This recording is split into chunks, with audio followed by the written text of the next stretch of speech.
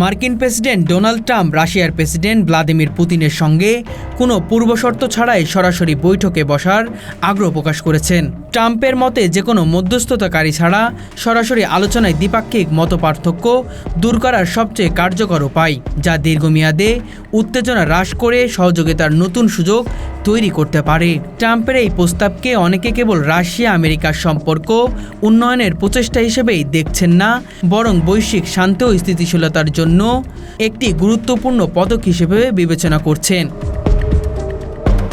বিশেষত বর্তমান প্রেক্ষাপটে যেখানে ইউক্রেন যুদ্ধ, পারমাণবিক অস্ত্র নিয়ন্ত্রণ, সাইবার নিরাপত্তা এবং আন্তর্জাতিক জোট কাঠামো নতুন চ্যালেঞ্জের মুখোমুখি, এই ধরনের সংলাপ নতুন কূটনৈতিক সম্ভাবনা উন্মোচন করতে পারে। 15 আগস্ট 2025 তারিখে আলাস্কায় এই শীর্ষ বৈঠক অনুষ্ঠিত হবে। 1988 সালের পর এটি হবে মার্কিন মাটিতে প্রথম ইউএস রাশিয়া শীর্ষ বৈঠক। 6 আগস্ট ট্রাম্পের বিশেষ দূত স্টিভ উইকট মস্কোতে পুতিনের সঙ্গে প্রায় 3 ঘন্টা ধরে উপযুক্ত ও গঠনগত আলোচনা করেন, যা ট্রাম্প উল্লেখযোগ্যভাবে অগ্রগতি বলে আখ্যায়িত করেছেন।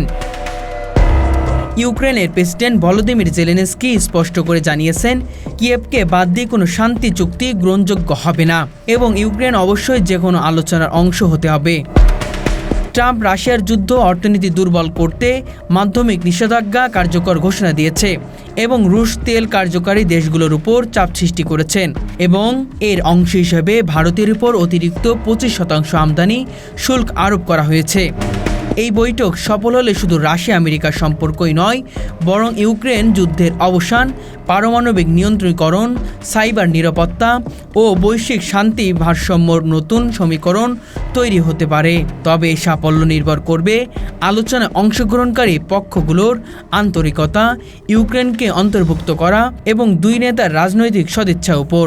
ফলে ট্রাম্প পুতিনের এই শীর্ষ বৈঠক আন্তর্জাতিক রাজনীতির একটি উত্তেজনার অধ্যায় সূচনা হতে পারে। সফল হলে এটি বিশ্ব শান্তি, নিরাপত্তা ও স্থিতিশীলতার জন্য একটি বড় মাইল ফলক হবে।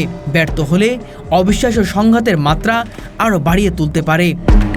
ট্রাম্প ও পুতিনের মধ্যে শর্তহীন সরাসরি বৈঠক বিশ্ব রাজনীতির জন্য একটি নতুন দিগন্ত উন্মোচনের সম্ভাবনা তৈরি করছে।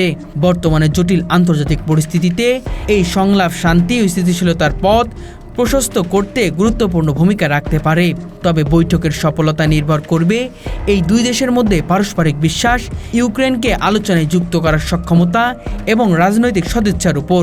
যদি এই শীর্ষ বৈঠক ফলশ্রুত হয়, তবে তা শুধুমাত্র দুই দেশের সম্পর্কই নয়, বরং পুরো বিশ্ব শান্তি ও নিরাপত্তার জন্য একটি ইতিবাচক মাইল ফলক হিসেবে বিবেচিত হবে। অন্যথায় ব্যর্থ হলে তা গ্লোবাল উত্তেজনা আরও বাড়িয়ে দিতে পারে।